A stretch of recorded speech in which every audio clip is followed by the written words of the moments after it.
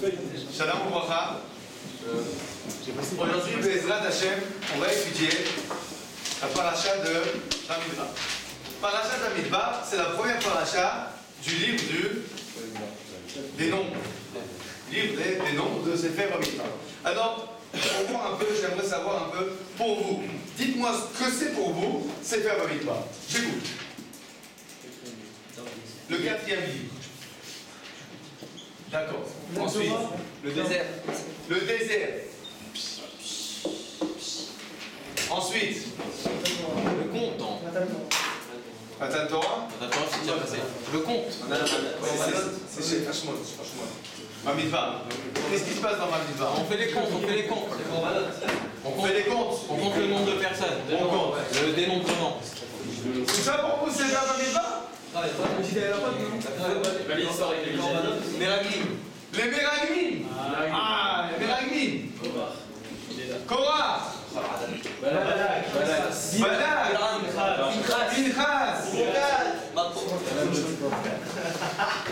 Mais espérons on n'est pas Rachid. Bilam. Paraduma. Mais c'est ça pour toi, c'est ta Bamidbar, c'est Paraduma.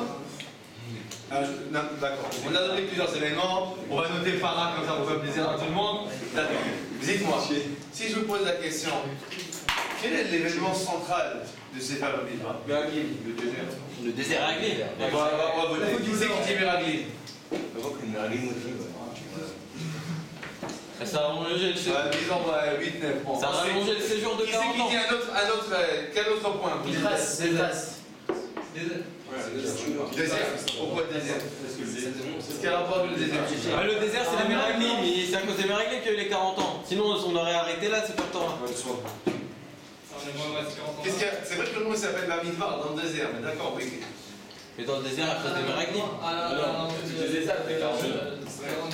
Donc alors de quoi tu parles? À cause des le Meraglim. désert, donc en fait les périples du désert.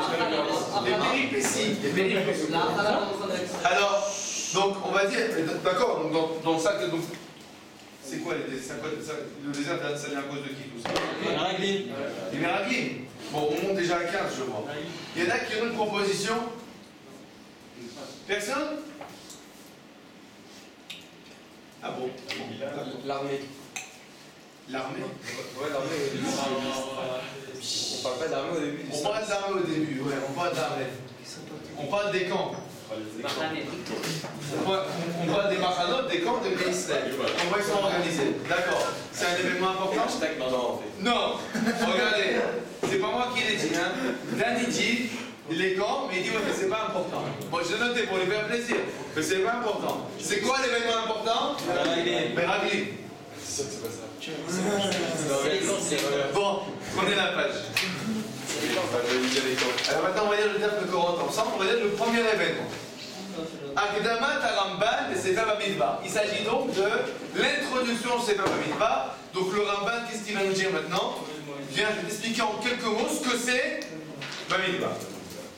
Achar Shebier Torah HaKorbanot, après qu'on a expliqué les Korbanot, dans quel livre? Sefer HaShlishi. Itrilata Lesader Besefer Hazeh, HaMitzvot Shenitztavu B'inyan Ohel Moed. Maintenant on va expliquer les mitzvot qui ont trait au Mishkan. On a déjà enseigné l'interdiction de rentrer dans, quand on est impur, au Beth Amikdash. Ve'ata. Et maintenant, Yagbil et Mishkan Ve'odoma Mitzvot Kacher Yagbil Har Sinai Biyot HaKavod Sham. Maintenant, ce qui va se passer, c'est que comme à l'époque du Har Sinai, il y avait différents camps, on ne pouvait pas monter sur le Har Sinai comme on voulait. Alors, c'est la même chose. Tziva, Be'azar, Akarem, Yomad. Même chose au Mishkan. Il ressemble un peu au Har Sinai. De la même manière qu'au Har Sinai, on n'a pas le droit de monter. Même chose, on n'a pas le droit de rentrer dans le camp du Mishkan. Kacher Amar Sham, qui s'accorde Sekel, Betziva, Velavo, Lirot, qui va être à Kodesh Vamedu. Kacher Izir Sham, Pen Yersu El Hashem, Lirot. Betziva. Ushmartem et Mishmeret HaKodesh et Mishmeret HaMizbeach. כאשר אמר שם, וגם הכהנים הניגשים אל ההר, אל השם, יתקדשו. Et donc, on n'a pas le droit de rentrer aujourd'hui, on n'a pas le droit de voir quand on couvre le Mishkan, quand on va partir d'un endroit à l'autre, donc on démonte le Mishkan, et on n'a pas le droit de regarder le moment où on va couvrir avec les tentures les différents ustensiles. De la même manière qu'à l'époque du Har Sinaï, il avait marqué qu'il ne faut pas regarder ce qui se passe au Har Sinaï. Veine, Siva, Ertie, Mishmeret, Mishkan, Mekela, Ve'er, Yakhanou, Sabiv. Et donc, la Torah nous enseigne comment, on sait que se trouve le Mishkan, et comment les Bnei Israël, ils sont, ils campent autour.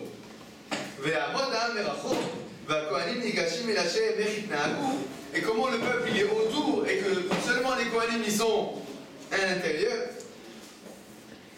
etc., etc. Donc, si je pose la question, pour le Ramban, c'est quoi l'élément important du Sefer Bamidbar? Les camps. Les camps. Dan, je suis désolé. Dan, vous vous rendez compte? Vous vous rendez compte ce qui s'est passé? Je vous ai posé la question, c'est quoi pour vous Sefer Bamidbar? Vous avez tout dit, heureusement qu'il y avait là Dan, pour sauver l'honneur de la classe, et nous rappeler qu'il y avait un point, on parle des camps au début du Sefer. Et le Rambam, quand il nous parle du Sefer Bamidbar, de quoi il nous parle? Il a tout oublié, tout. Toutes les fautes, tous les périls, tous les problèmes, tout il a oublié. Il s'est rappelé que d'une seule chose. Ouais, au début on fait des camps, autour du Mishkan.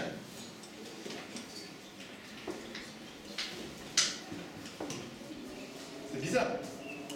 Bon. Donc la première question, on va la noter.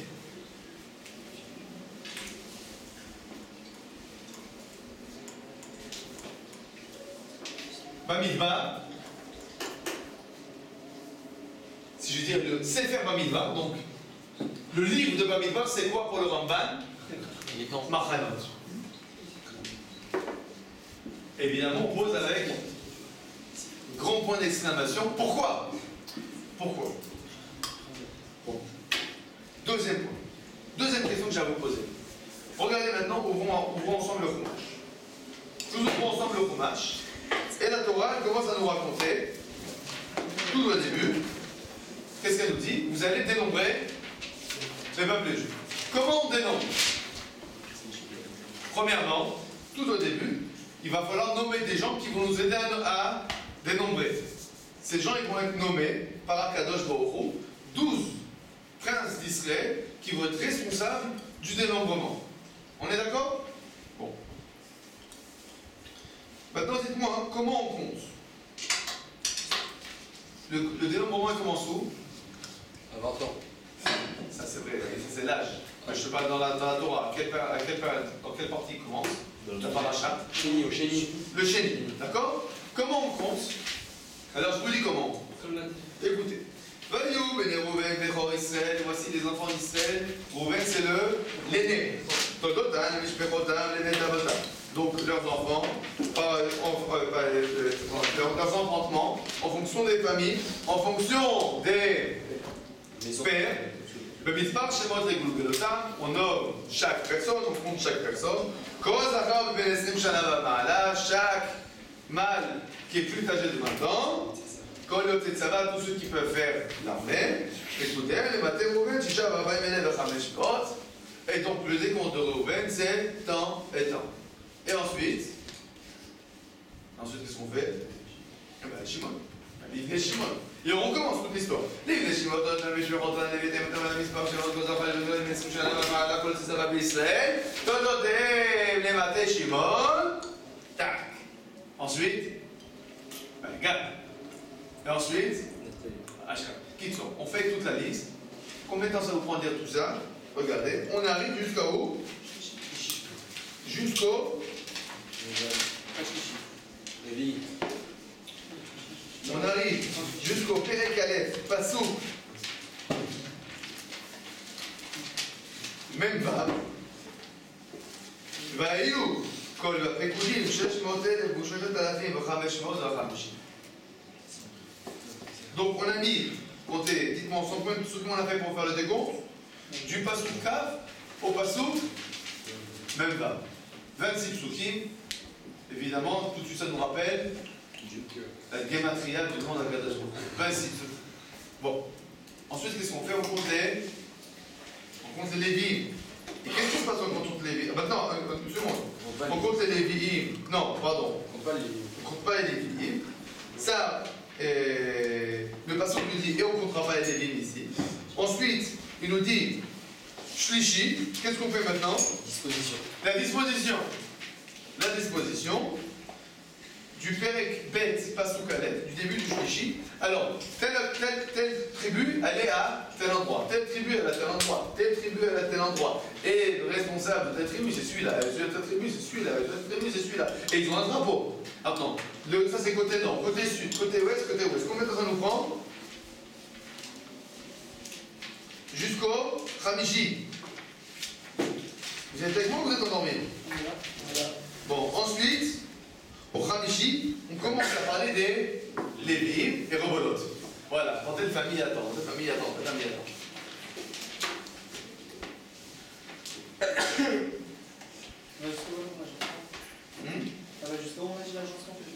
Ça continue encore longtemps. Bon, ma question de base, j'ai une question à vous poser. Dites-moi, ça vous paraît raisonnable de faire un dénombrement en 26 psukim? Bétard, vous posez la question, et pourquoi pas? D'accord? Dites-moi, je vous pose la question, je vais vous expliquer pourquoi c'est une vraie question. Dites-moi, c'est la première fois qu'on compte les Bnei Israël? Non. Non. Combien de fois on les a déjà comptés? 2 fois, en effet. Où c'est qu'on a déjà compté? Au Bref au Chumashi. Où c'est qu'on a déjà compté les Bnei Israël? Non. Non. Au fait, au Chumashi. Vous avez Après Ah, c'est dans Seder Shemot. Dans Seder Shemot. Il y a personne qui a un Khamisha Khumshe Torah? Ah? Alors vas-y. Prenez avec toi, aidez-le. Bon. Allez, sortez d'Égypte. Parachat, Béchalach. Et Pécoudé, en effet. À Béchalach et à Pécoudé. Alors maintenant, dis-nous, Béchalach, combien de psukim ça nous fait, ça prend pour faire le dénombrement? Dan, tu cherches à Béchalach? Ça prend un seul. Alors moi je cherche à Pécoudé. Voilà, excellent.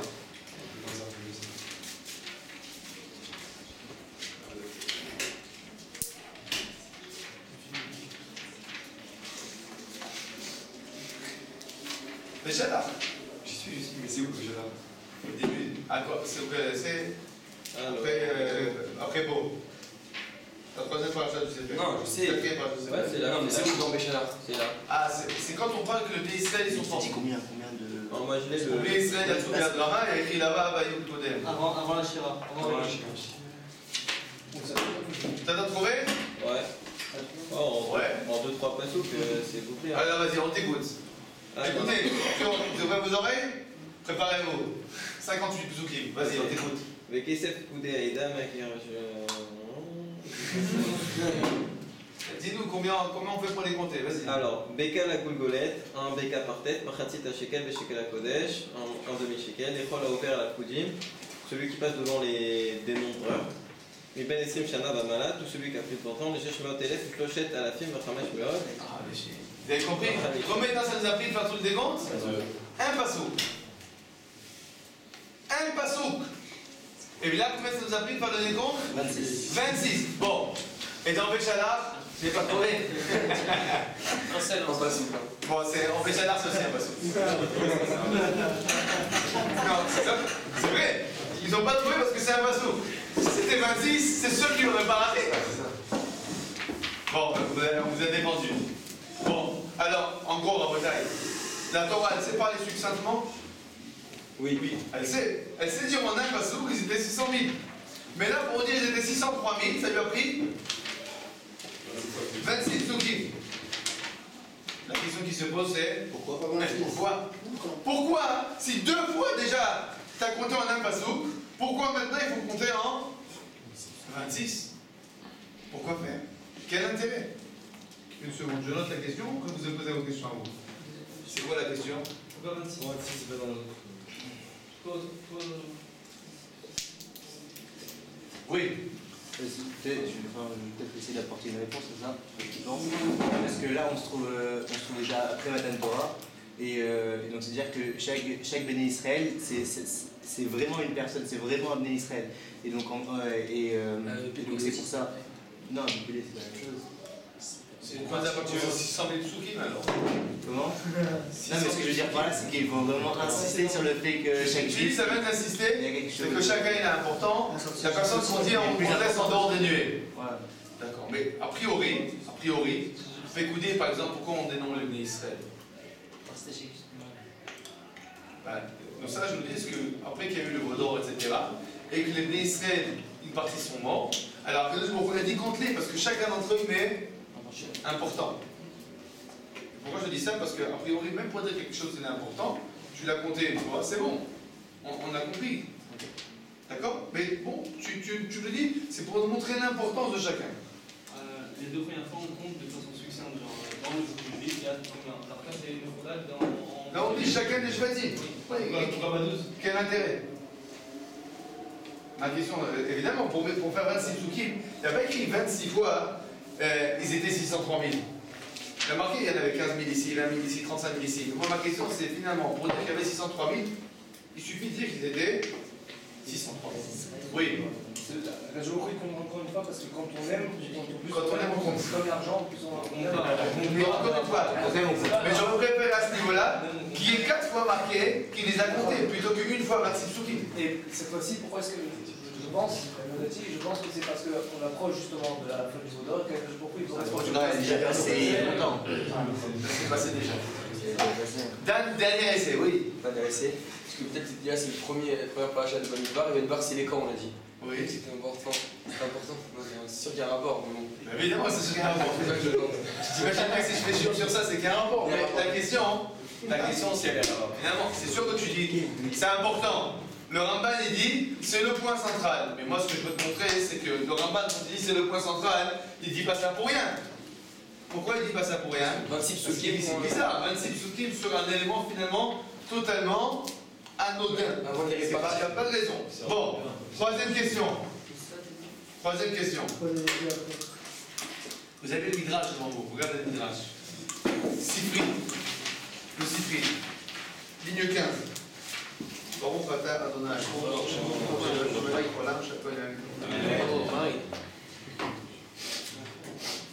וידבר השם אל משה במדבר סיני בשנה השנית לצאתם מארץ מצרים בחודש הראשון לאמור. C'est quand que c'est marqué ça? Au début de Bamidbar. Regarde, dis attention, fais attention à ce que je dis. Béalotécha, ça non? Béchaz Hachémit. Ça c'est tout au début. בחודש הראשון לאמור. Là, je pose une question, je demandais c'est où ce passage? Pas à la fin de Bamidbar. Ah non, il y a marqué Bechad la Chodesh chez nous. Béalotécha. C'est dans Baalotecha. Regardez. En effet. Alors, où dans Baalotecha?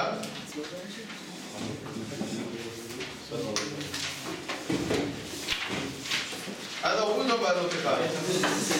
C'est monté, je crois. Troisième montée, je crois.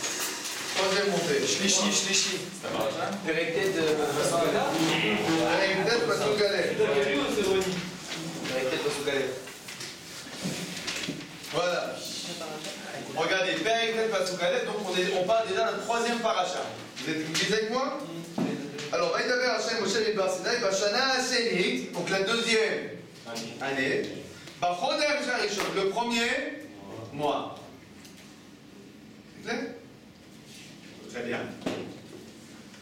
Où la mettra? Chez El Moukdam Mouchar Batorah. C'est pour t'enseigner que dans la Torah, l'ordre chronologique n'est pas important. Chez Betrilat HaSefer, où Omer Vaïdaber Hashem Moshe Midbar Sinai, Baola Baola Baola Chodesh Hasheni. Regardez le début de la paracha, chez nous, pas Midbar. De quel mois il s'agit? Shana Hashenit, Be'echad, la Chodesh Hasheni.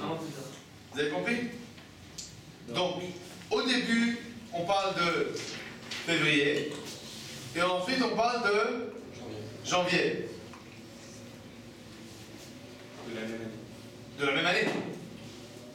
D'accord? Donc, au début, on parle du deuxième mois. 3 parachutes après, on dit, ah, je vais te rappeler, ah, j'ai oublié, mince, une seconde. Ah, au premier mois, ce qui s'était passé, c'est... Qu'est-ce que nous dit le Midrash? El Moukdam Mouchar Batorah, l'ordre chronologique dans la Torah, je ne connais pas. Voilà, la question qui se pose c'est Pourquoi pas normal? pourquoi pas normal? En effet, pourquoi pas normal? C'est vrai qu'on n'est pas obligé de dire qu'il y a un ordre chronologique.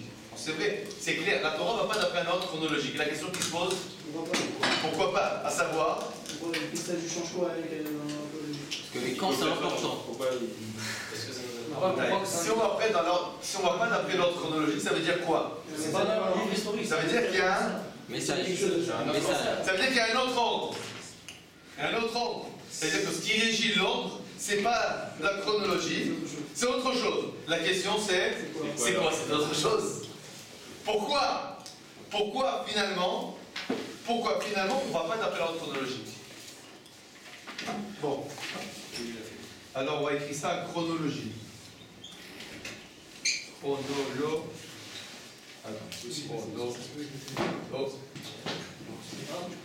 D'accord? C'est clair? Les trois questions sont claires?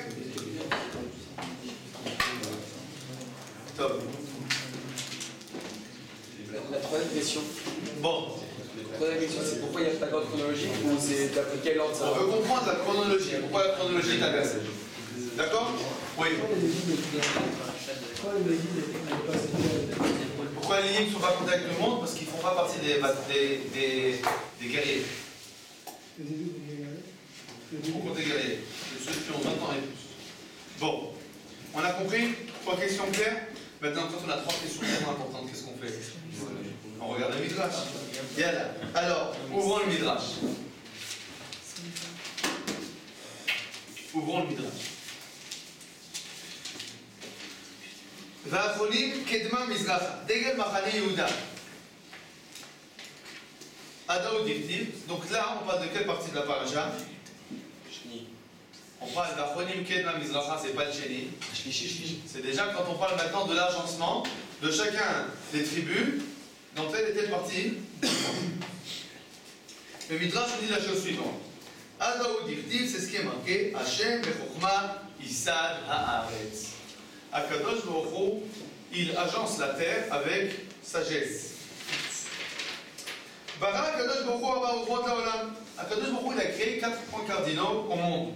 Ma'arav, Tzavon, Darok, Mizrach. Nord, Sud, Est, Ouest. Mizrach, l'Est, Misham, Ma'or, Yotze la'olam. C'est de là-bas que vient la lumière. Ma'arav, Otzrot, Sheleg, Votzrot, Barad. Ma'arav, c'est là où on trouve la neige et la grêle. Vekom, Vechom, le froid et le chaud. Yotze la'olam. Donc, le chaud de l'Est, le froid de l'Ouest. Le'olam da'om dalele bracha. V'gishme bracha yotzim la'olam. Ok? Le sud, c'est de là que viennent les pluies, on va dire, bénéfiques. Tzapon, misham achosh al yotze la'olam. C'est de là que vient l'obscurité, les ténèbres. Shem shebara akadosh baruch hu arba u'chot ha'olam. De la même manière qu'Akadosh Baruch Hu a créé 4 points cardinaux au monde. Car si même les kissé chayot ou le mala mikulam kissé akavot. De la même manière, le trône céleste d'Akadosh Baruch Hu, il est entouré de 4 chérubins. Pas chérubins, 4 Visage. 4 visages, exactement. Ou kenegdan sider Akadosh Baruch Hu akalim Moshe. Et c'est pour ça qu'Akadosh Baruch Hu, il a fait 4 drapeaux aux enfants d'Israël. D'accord? Amar la Akadosh Baruch Hu. Alors Akadosh Baruch Hu l'a dit. Moshe, Mizrach sheminu or yotze la'olam. L'Est, c'est de là-bas que vient la lumière, on a dit. Yeh kenegdo Yehuda. Alors là-bas, tu vas me mettre Yehuda. Shu ban melucha, parce que Yehuda, c'est celui qui est le roi. Alors pourquoi le roi est avec la lumière? Celui qui va nous aider. Le roi, c'est quoi ce qu'on attend d'un roi?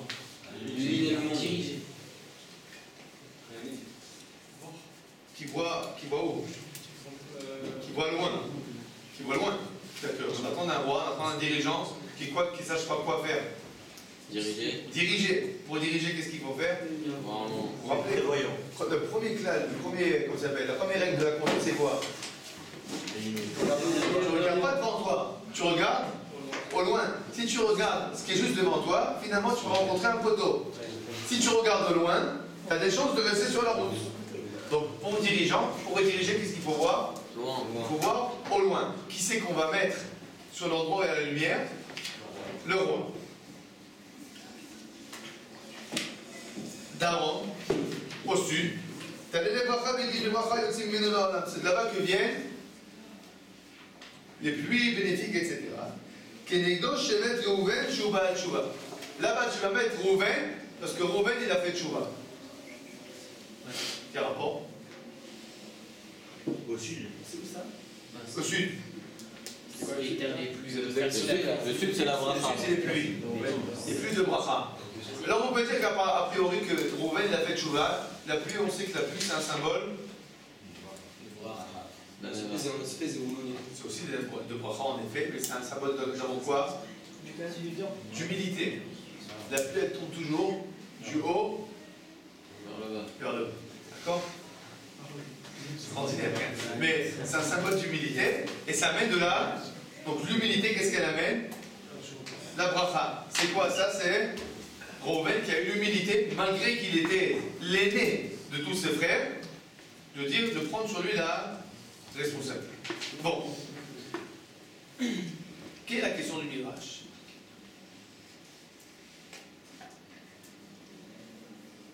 Pourquoi cette disposition? C'est vrai aussi. Mais c'est pas que ça.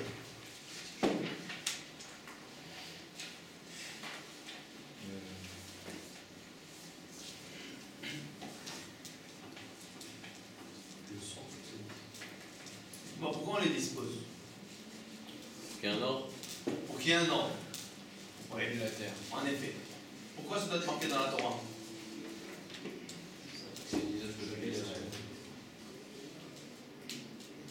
Vous vous rendez compte?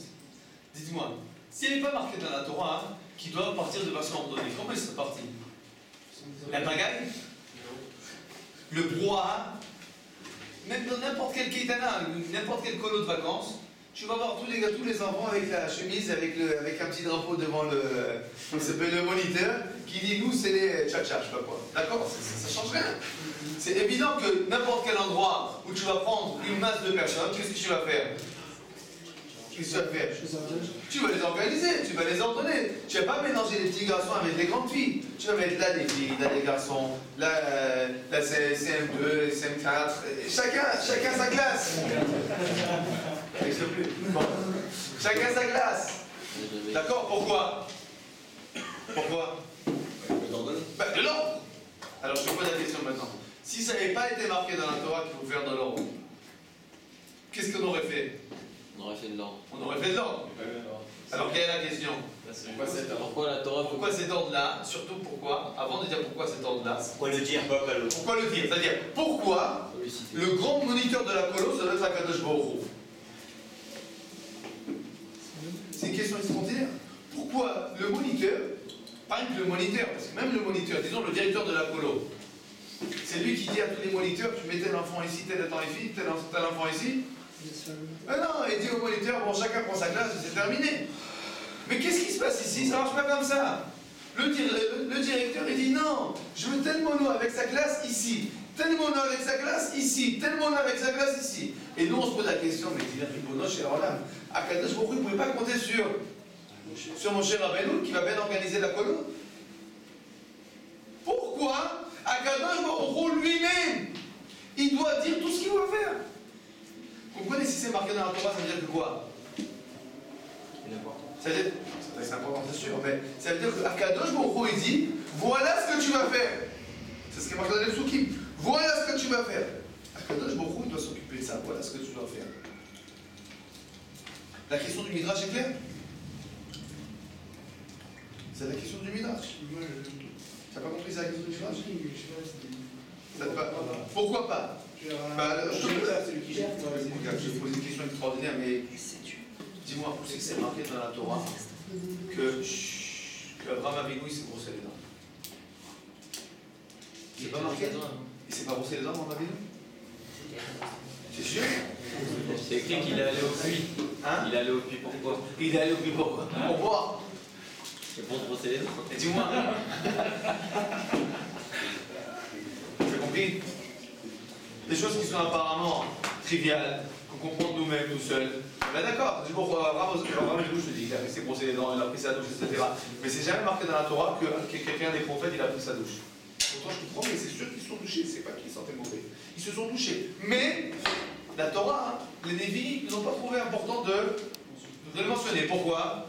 Ça ne sert à rien. Tu devais tout seul, pas besoin d'expliquer ça. Alors, s'il n'y avait pas marqué, encore une fois, comment on va s'organiser? Quand il y a marqué, par exemple, dans Sefer Shemot, que les Bnei Israël, ils sont partis 600 000. Comment ils sont partis? Chacun poussait, donnait des coups de poing, ils se fera passer avant toi. C'est sûr qu'ils sont partis avec un certain ordre. N'est-ce pas? C'est évident, même si c'est pas marqué. Donc, a priori, si la Torah nous parle d'un ordre là, la question se pose, c'est pourquoi Kadosh Baruch Hu nous dit l'ordre? Quel intérêt? Qu'est-ce que nous répond le Midrash? C'est la question. C'est la réponse du Midrash. En rapport avec leur midot. Réponse du Midrash extraordinaire. Il nous dit chaque emplacement, il a sa spécificité. Et donc, Chaque tribu aussi. chaque tribu a sa spécificité. Et il faut que chacun soit placé à la place qui lui convient. C'est-à-dire que tu peux avoir un moniteur de colo qui va dire écoutez, on met les grands devant et les petits derrière. Tu dis pourquoi tu mets les grands devant et les petits derrière? Tout simplement, les grands ils vont faire de l'ombre sur les petits. Il dit oui, mais les grands ils vont beaucoup plus vite que les petits. Donc il n'y aura pas d'ombre sur les petits. Mais les petits devant, oui, mais si tu mets les petits devant, les grands ils vont pousser dehors et les petits vont tomber. Bon, c'est compliqué tout ça. Ça, c'est qu'un point de vue technique. Maintenant, si tu veux montrer quelque chose, tu dis maintenant tu veux rentrer, est-ce que ça correspond à leur méthode, à leur qualité de cœur? C'est qui le directeur de Colo qui va nous donner ça? Pardon, le directeur de Colo qui va nous dire ça? Incapable. Le seul qui est capable de nous dire, sache, tel endroit, il correspond au midot de tel chevet, c'est qui? C'est que Akadosh Baruch. C'est pour ça que, en fait, regardez ce qui va se passer. Vous vous rappelez des questions, n'est-ce pas?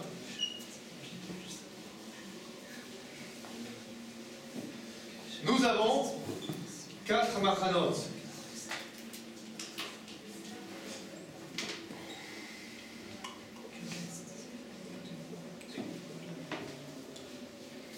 Et en fait, il faut savoir, dans ces 12 cases, où caser, chacun à sa place, mais pas seulement à sa place pour avoir de l'ordre, mais classer chacun à la place qui lui convient.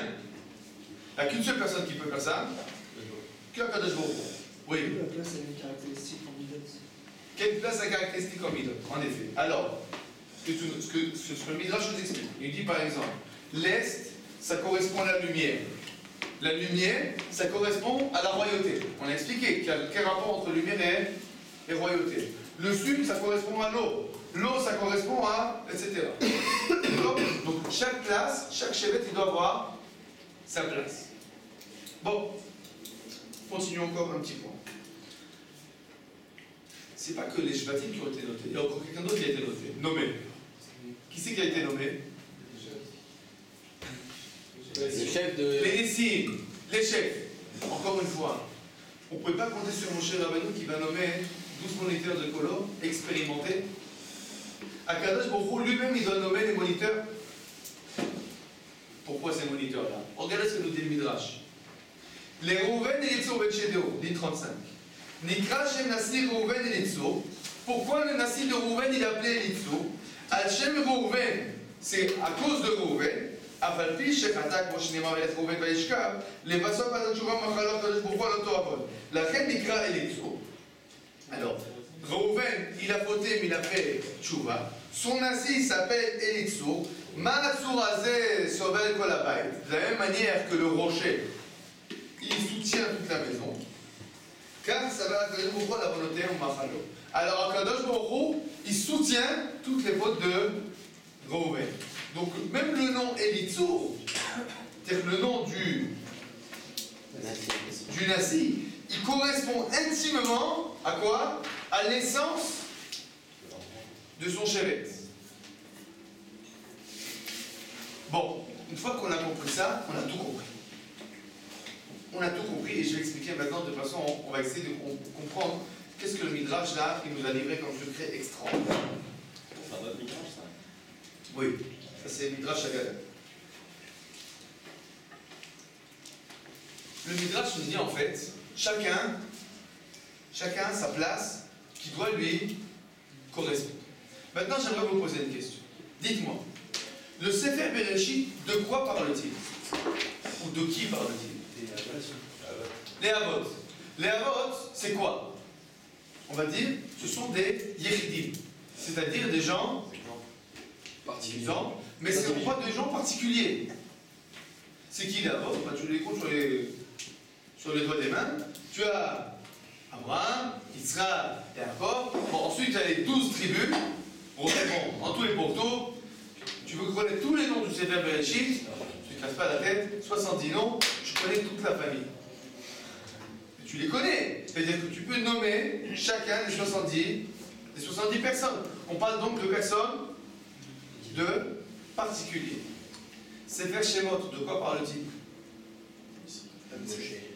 Sorti des. Am. Il est Am Ben Israël. Sefer Shemot, on est passé à une autre dimension. La dimension, on a terminé avec les particuliers, on parle maintenant du peuple. C'est pas même parle de quoi il parle? Les corps. Vaikra, c'est une parenthèse. Vaikra, c'est des korbanot, c'est lié au temple. On parle de quoi? On parle aussi du peuple. Quelle différence entre Sefer Shemot et Sefer Vaikra? Parce que c'est vers Bamidbar, c'est un mélange. Entre Sefer Shemot et Sefer Bamidbar. Bamidbar, c'est un mélange de Bereshit et Shemot. Parce que d'une part, on peut parler de l'individu lui-même, et d'autre part, il y a la notion de peuple. Bien fait. C'est juste. Encore un autre point qui est important. Regardez. Tu as dit un point très important, on va le développer. D'accord? Regarde, Sefer Shemot, qu'est-ce qui se passe? Sefer Shemot, on parle du peuple. Le mot Am en hébreu, ça veut dire quoi? Peuple. De quelle origine linguistique? Im. Im avec. Bien fait. Autre essai. Amam. C'est quoi Amam?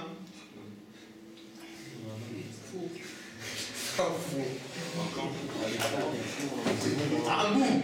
C'est quoi Amoum? C'est basé à Amoum? Non, c'est Hamoum, im He. Amoum, im Aïn. Non. Amoum, ça veut dire metouche-tâche. Flou. Le mot peuple, il sous-entend le flou. C'est-à-dire, pourquoi le peuple, ça vient avec le mot flou? Un ensemble de personnes. Parce que c'est en fait un ensemble de personnes. Chacun, on a perdu la spécificité du chacun. Donc, peuple, Sefer Shemot, c'est le peuple du Am Ben Israël, le peuple flou. Comment tu nombres un peuple? Comment tu vas dénombrer ce peuple? En un passou, ils sont 600 000. Tu as fait le tour de la question. Tout à fait, on va dire, tout à fait flou. Tu n'as aucun détail sur ce peuple.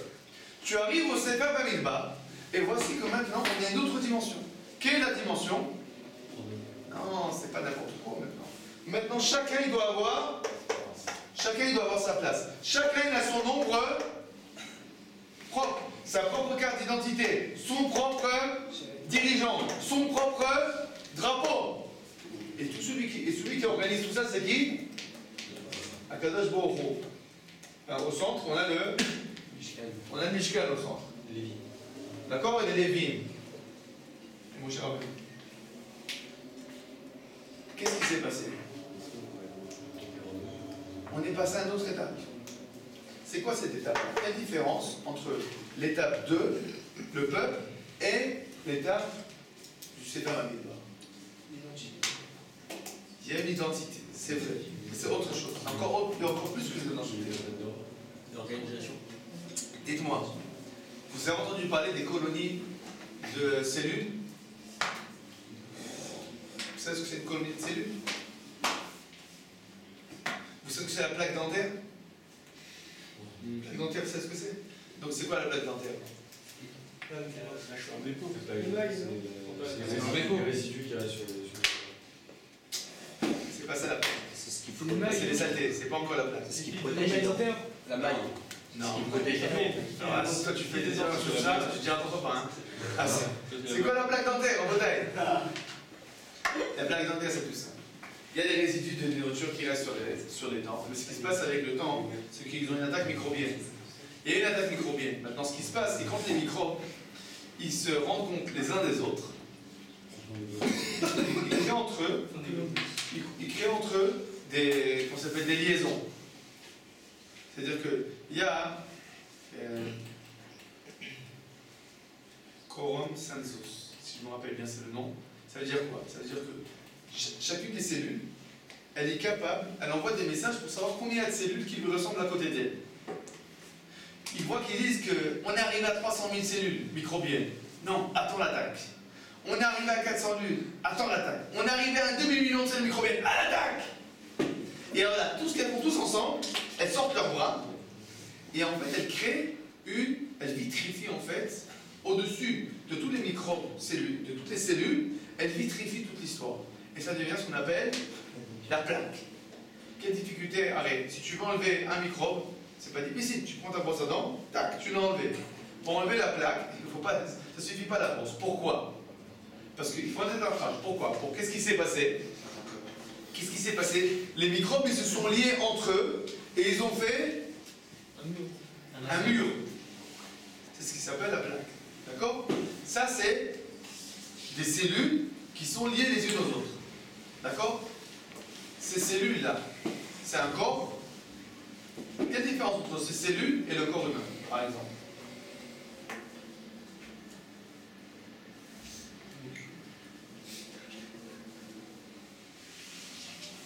C'est que l'individu, c'est. Il y a plein, regardez, elles travaillent tout ensemble dans le même but.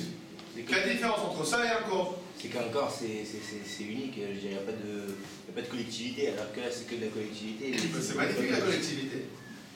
Mais le corps aussi, c'est une collectivité. Tu sais combien de cellules? Il n'y en a aucune, il n'y en a aucune. Oui, mais Il y a des milliards de cellules dans le corps humain. Il y a une différence, on s'en fiche. S'il y en a un sur les 2 millions, on s'en fiche. Oui. Tandis que si c'est un corps qui fonctionne mal, ben on va essayer de l'arranger. Si on donne de l'importance à l'individu. Il y a fait. Quelle différence? Vas-y, on va essayer de comprendre plus. Quelle différence? En fait, quand il y a beaucoup. On regarde déjà un exemple. À l'armée, vous savez, tu peux être par exemple en khir ou en chirion. Tu peux être en infanterie ou bien dans les tanks. Dites-moi, malheureusement, si on doit perdre un soldat, où c'est qu'il vaut mieux le perdre? Dans l'infanterie ou dans le chirion? Infanterie. Dans l'infanterie ou dans les tanks? Infanterie. Dans l'infanterie. Pourquoi? Parce que dans les temps, ils sont plusieurs. Dans les temps, ils sont plusieurs. Parce que le tien, Pourquoi? Parce que regardez, dans les tanks, il y a 4 rôles.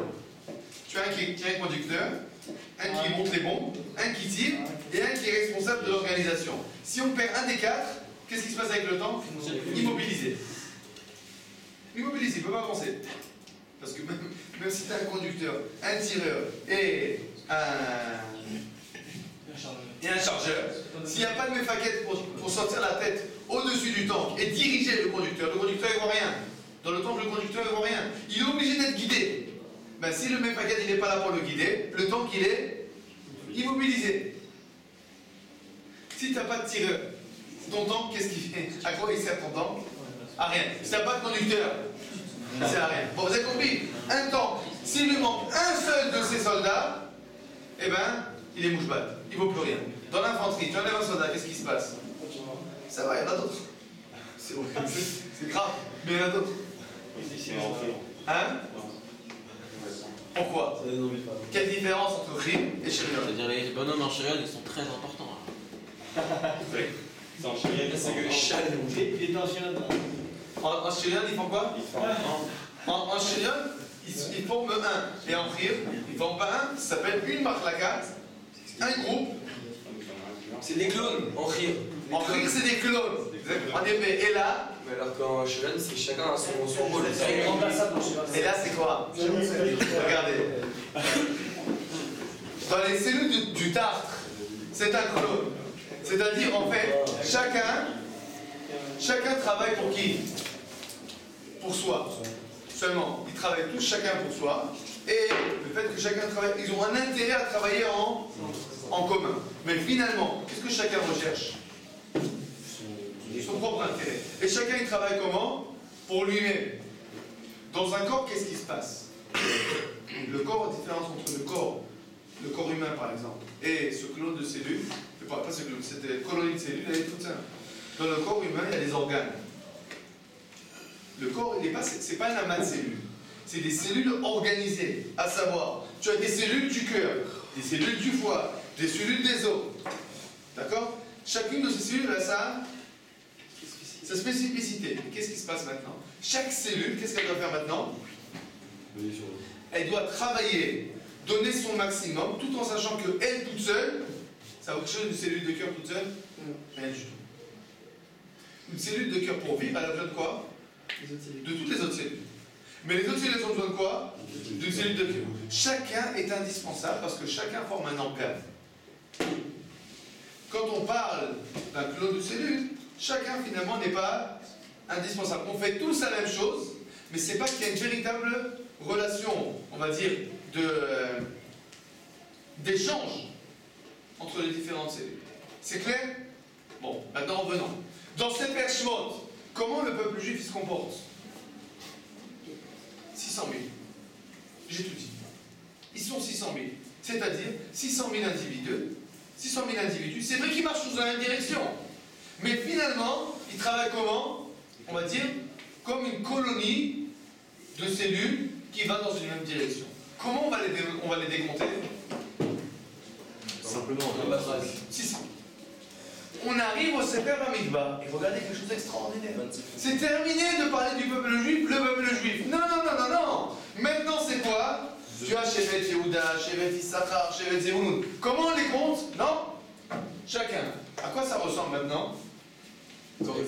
À un corps, avec différents organes. Ben, dans un corps, quand tu as différents organes, c'est évident que tu ne mets pas le cœur dans les pieds, ni le cerveau. Chaque chose doit avoir sa place, qui correspond à quoi?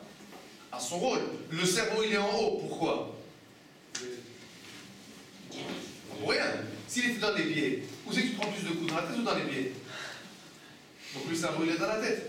Vous avez jamais remarqué? Il n'y a aucun être humain, aucun animal, le cerveau est dans les pieds. Ils ont tous le cerveau dans la tête.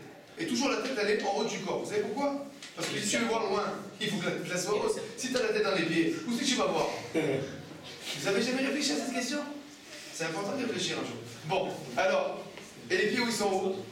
Ils sont en bas, ils sont pas hauts? Pas haut, parce que si tu passes loin, ils vont barrer mes pieds. Bon, alors, tu as compris? Donc en fait, chaque organe, il doit être haut, à sa place, en fonction de quoi? En fonction de son rôle. Et chaque cellule, elle se trouve où? En fonction de l'organe qu'elle doit faire vivre. Donc finalement, quand on est arrivé à Sefer Bamidbar, le peuple juif, il est passé de quel état à quel état? Il est passé du stade de Am, c'est-à-dire le flou, au stade de Aïda. C'est quoi Aïda? Aïda, c'est l'assemblée, mais c'est pas que ça. Aïda, le mot Aïda, si je cherche, c'est quoi l'origine du mot Aïda? Aïda, c'est le mot Ya'ad. Ya'ad, c'est quoi? Un but, un destiné. C'est plus du flou, on a quelque chose qui va tous nous lier. Nous avons un rôle à jouer. Comment nous allons jouer ce rôle? Chacun a sa chance. C'est extraordinaire ce qui se passe. C'est extraordinaire. Parce que Sefer Bamidbar, c'est en fait le Sefer où le peuple juif devient véritablement le peuple juif. Jusqu'à présent, nous sommes un amassis d'individus. On arrive au Sefer Bamidbar, le peuple juif arrive véritablement à son apogée, à savoir, vous êtes un peuple dans lequel chacun des individus est indispensable. Chacun des individus, c'est ce que tu avais dit là auparavant, chacun des individus, il fait partie d'un organe, et chaque organe est indispensable. C'est qui est prêt à se faire amputer du petit doigt? C'est qu'un petit doigt, c'est pas grave. Qui est prêt? Non, pourquoi? Chaque chose, il n'y a rien dans le corps qui est Il n'y a rien qui est en plus. La plaque dentaire, qui est sans faire amputer la plaque dentaire. Pas de problème, c'est tout à fait en plus. Ça n'intéresse pas. Et la circoncision? Hein? C'est une très bonne question. La circoncision, en effet, c'est la question que Tournos Koufous a posée à Rabbi Akiva. Bon, on ne va pas rentrer dans la réponse, c'est long, mais la question est à poser en effet. C'est-à-dire qu'a priori dans le corps, il n'y a rien qui est en plus. Ne posez pas la question d'appendicite, c'est une bonne question. Bon.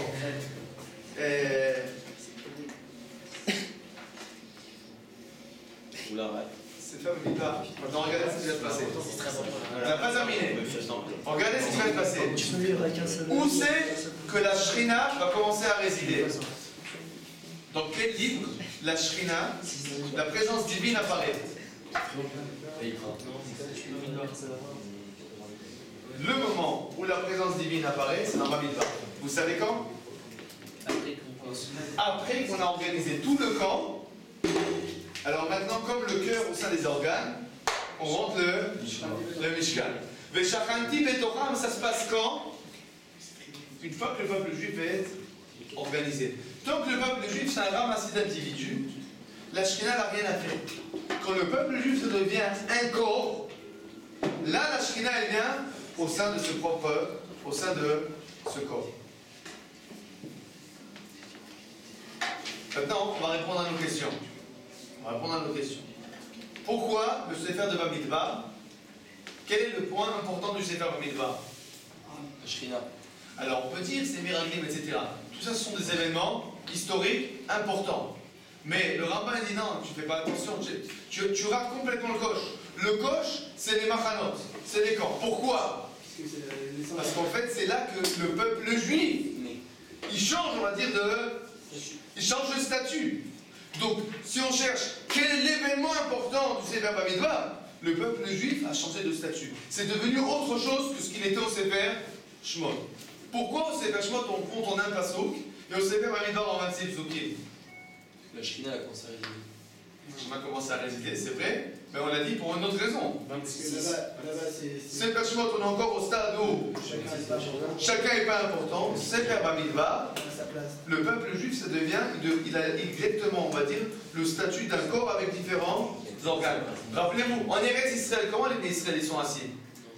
Chacun sa place, chacun tous ensemble? Ils sont tous ensemble? En Eretz Israël, d'après la Torah, le peuple juif, comment il doit être installé en Eretz Israël? Chacun sa tribu. Et pas chacun où il veut. Pourquoi? La même raison.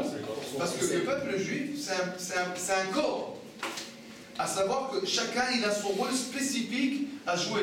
Le rôle du Shevet Yehuda, c'est pas le rôle du Shevet Issachar. Le rôle du Shevet Binyamin, c'est pas le rôle du Shevet Ménaché. Chaque tribu a son rôle spécifique.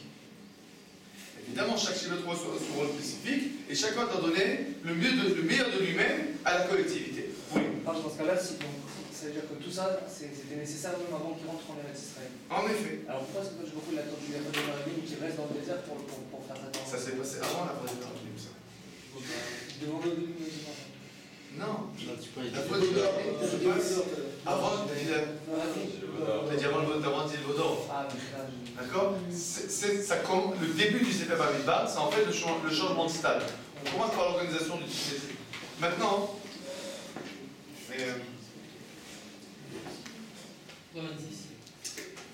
La Shrina commence à résider. 26, c'est la Shrina. Mais dans le principe, c'est surtout pour dire en fait que chacun a sa place. Maintenant, Rabotai, c'était quoi la troisième question? La chronologie. Pourquoi la chronologie a été changée? C'est quoi la 2? Ah, parce qu'ils sont revenus. Tout simplement, l'ordre, c'est pas un ordre de chronologie dans la Torah, et là c'est l'ordre d'importance. Or, si on cherche quel est l'événement le plus important du Sefer Bamidbar, c'est ça. Pourquoi? Parce que tous les autres événements, on va dire, ce sont des choses fortuites, c'est du micré. C'est des choses qui se sont, bon, on va dire, micré. On va dire, c'est aléatoire. Alors que ça, c'est quoi ça? Ça, c'est les fondements du Ham Israël. Ça, c'est en fait, on va dire, c'est la carte d'identité du peuple juif. Nous ne sommes pas un peuple, nous sommes un corps. Nous sommes un seul individu, avec des organes différenciés. D'accord? Nous, en fait, vous vous rendez compte? Il y en a 4. Comme dans quoi? Ben, comme dans le char divin, comme dans le temple mercable. Les 4 faces. D'accord? On a dit, dans le chérion, ils sont combien? 4. Ils sont 4. Oubliez le chérion du 4, c'est pas le même principe, c'est tout simple. C'est en fait, on est 4, comme les quatre visages du char divin. À savoir, le char divin, il a quelque chose qui va lui permettre d'avancer. Ce char-là, chacune des facettes a quelque chose qui lui est spécifique. Pour résider, il faut qu'il capte les 4 facettes. Chacun est un organe. Et donc, ce Sefer Bamidbar, ça s'est fait extraordinaire. Et on va terminer par un seul petit point, qui est marqué dans le Midrash, mais on ne va pas lire le Midrash, on va lire tout seul. Regardez le premier passage de la paracha. וידבר השם משה במדבר סיני, באוהל מועד, באחד לחודש שני בשנה השני לצאתם מארץ מצרים לאמור. Je relis le passage. וידבר השם משה במדבר סיני, באוהל מועד, באחד לחודש השני בשנה השני לצאתם מארץ מצרים לאמור. Qu'est-ce que vous en dites de ce passage? C'est le premier passage.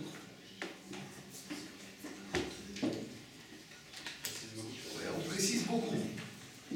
Pourquoi on précise beaucoup? C'est important. C'est vrai. C'est sûr. Mais c'est important. Regardez. Si je vous donnais quelque chose qui nous rappelle un peu. Dites-moi, les choses importantes dans la vie, joyeuses, on s'en rappelle de leur date? Et on se rappelle des détails? Pourquoi?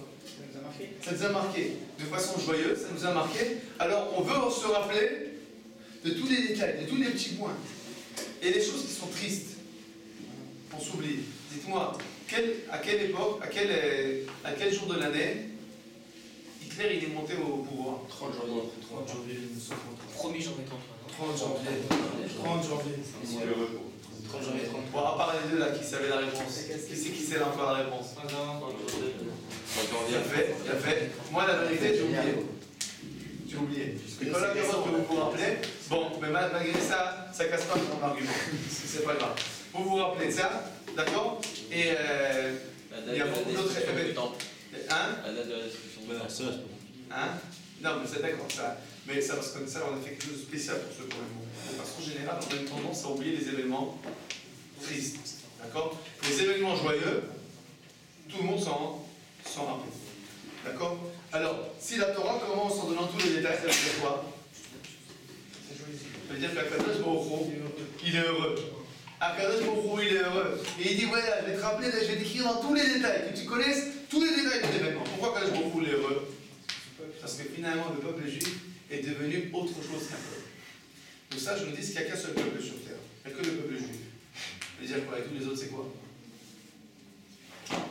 C'est des peuples. Quelle différence? C'est ça la différence. Tous les peuples se comportent comme la collectivité qui est là pour l'individu. À savoir, tous les Français sont en France, ils ont un seul but, à savoir vivre bien. Vivre bien. Maintenant, pourquoi une collectivité? Ça facilite le travail. Parce que je ne peux pas entendre qu'individu personnel répondre à tous mes besoins. J'ai besoin de la collectivité pour répondre à mes besoins. D'accord? Ça veut dire que par exemple, pour défendre, alors si chaque Français il prend sa baïonnette et il se met devant sa maison, ben Al-Qaïda, ils vont raser. D'accord? Qu'est-ce qui se passe? Bon, alors on envoie chacun à son tour, il envoie des enfants être des soldats. D'accord? On va mettre une armée aux frontières. Donc tout seul, moi, je ne peux pas faire du commerce avec la Chine. Alors qu'est-ce que je fais? J'ouvre une société, on fait un bureau d'import-export, etc. Mais finalement, le but c'est quoi?